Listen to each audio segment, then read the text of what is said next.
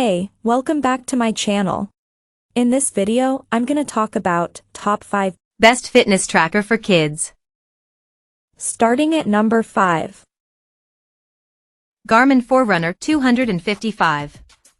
Garmin's Forerunner line has long been the best GPS-enabled fitness tracker for runners, and the mid-range Forerunner 255, August 10th, Wired recommends, is an incredible value for the number of features it offers in Garmin's lineup.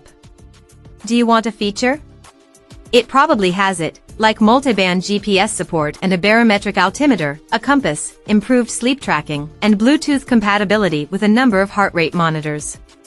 The battery life is incredible. Wired reviewer Scott Gilbertson estimates it at about 30 hours of continuous use, and you can extend the battery life even further by turning off features like continuous pulse ox measuring. He especially liked Morning Report, which includes body battery as well as a daily greeting, the weather, and other tidbits, much like what Apple offers. The Forerunner line is quite extensive. A beginning runner or triathlete will probably be happy with the cheaper and more basic Forerunner 35, $190, while the experienced triathlete will want the Forerunner 945, $600.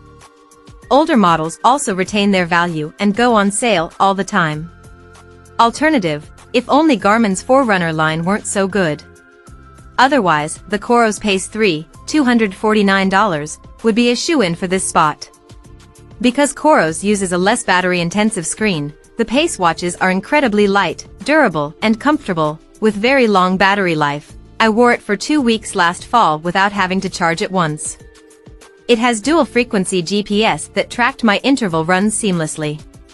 I was trying to see how long I could maintain Eliud Kipchoge's pace, since he's one of their partners. The answer is not very long. It does everything much more expensive trackers do, like breadcrumb navigation. However, its 1980s looks and dimmer screen may be off-putting to some. Coming at number 4. Fitbit Inspire 3. If all you want is a simple health tracker that will track your steps and your sleep and let you know when someone is calling, the internet's marketplace is awash in knockoffs of this fitness tracker. For $80, you might as well get the original instead. This year, Fitbit released the latest version of its hugely popular Inspire, which thankfully, in my opinion, does not use Wear OS. Instead, it continues to use Fitbit's clear and easy Fitbit app, has a pedometer, tracks SpO2 and sleep, and comes with a wide array of watch faces and accessories. It wasn't all easy peasy. I had some connectivity issues and had to restart my phone when the Inspire 3 wouldn't update the time zone for a day or two. The Inspire 3 also regularly overestimated how much sleep I'd gotten, which made me mistrust the new sleep profile feature. For 2 months, I had a chronic nighttime cough. The Inspire 3 regularly logged me at 7 hours a night because I was lying still, while switching to a more sensitive fitness tracker put me at a much more accurate 5. However, if you have no health issues, it is more reliable and accessible than a knockoff Inspire 3, and Fitbit regularly puts its trackers on sale. At number 3. Apple Watch Series 9. People tend to hold on to their Apple Watch for years, and rightfully so. It is far and away the best fitness tracker if you have an iPhone. The best Apple Watch right now is the Series 9, 7 out of 10, Wired recommends. It looks pretty much the same as every other Apple Watch, but it has the new S9 chipset for faster onboard processing of Siri commands, which improves battery life noticeably and theoretically provides more privacy for your sensitive medical data. It also has a new ultra-wideband chip that lets you precision locate your iPhone quickly and accurately. The watch also has a new feature called Double Tap, which borrows from Apple's accessibility learnings. The accelerometer, gyroscope, and optical sensor will detect the minute shifts as you tap your index finger and thumb on your watch hand twice to activate the primary button on your watch screen. It's nice for stopping and starting music or timers around the kitchen. It's compatible with watchOS 10, which has new watch faces, app redesigns, and more health-related features. You can also find most of watchOS 10's updates on the 2nd-gen Watch SA, but you won't get the more advanced health sensors like wrist-based body temperature sensing. Number 2 of my list. Garmin vívomove Trend. One of the biggest pain points with fitness trackers is how each has its own proprietary charger. If you're used to the convenience of charging your phone and earbuds on all-purpose Qi wireless charging pads, hunting for a specific charger can be an annoyance. The vívomove trend, August 10th, Wired recommends, is the first Garmin to have wireless charging, and it works.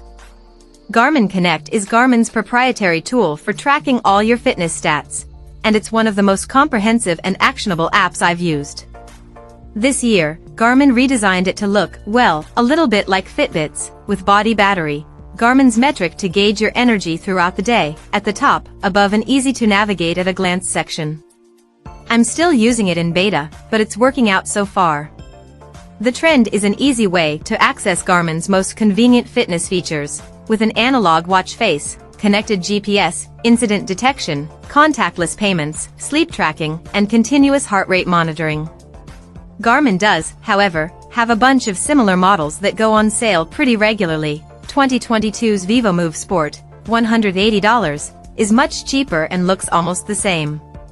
But you will probably make up the difference in 6 months, when you don't have to replace the chargers. And number 1. Fitbit Charge 6 Fitness. Even as Fitbit has faced stiff competition from other manufacturers, most notably, the Apple Watch, its trackers have always won me over. They hit a very specific sweet spot between attractiveness, affordability, accessibility, and ease of use. They're perfect for everyone who isn't an ultramarathoner or a semi-pro powerlifter trying to hit a PR. This year's Charge 6, July 10th, Wired recommends, now has many integrations from Google, Fitbit's new parent company. The redesigned app looks much more modern and is much better organized. You can now get directions from Google Maps, pay with Google Wallet, and control your music with a YouTube Music Premium subscription.